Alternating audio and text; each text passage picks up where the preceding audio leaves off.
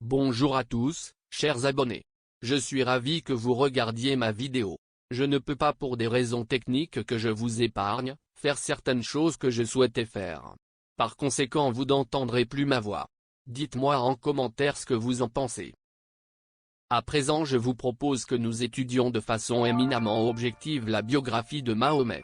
Un sujet qui est à prendre avec des pincettes, évidemment, car c'est principalement les prétendus de cet homme qui feraient toute la différence entre la religion musulmane et les deux religions monothéistes d'origine sémite, c'est-à-dire de racines juives si vous préférez. Mahomet, aussi appelé Muhammad ou Mohamed, est né à la Mecque, aux alentours de 570, au sein de la tribu Qurayshite. Mohamed est un orphelin. Il est né de l'union d'Amina et Abdullah.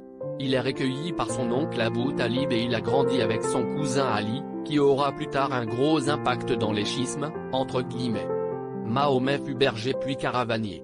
Il se maria à Khadija, avec qui il resta jusqu'à ce qu'à la mort de cette dernière.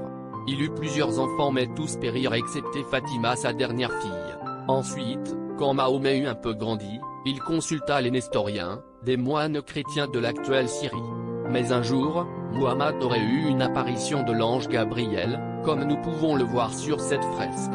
Il lui aurait fait part des paroles de Dieu. Ces commandements seront par la suite réécrits sous forme de sourates par l'intermédiaire du calife Uthman. L'ange Gabriel lui aurait aussi confié de dire au peuple de se consacrer chaque année au Ramadan, une période très populaire pendant laquelle les musulmans ne mangeront rien avant le coucher du soleil. Ils peuvent aussi donner l'aumône aux pauvres, notamment leur alter ego, autrement dit ceux qui se sont convertis à l'islam.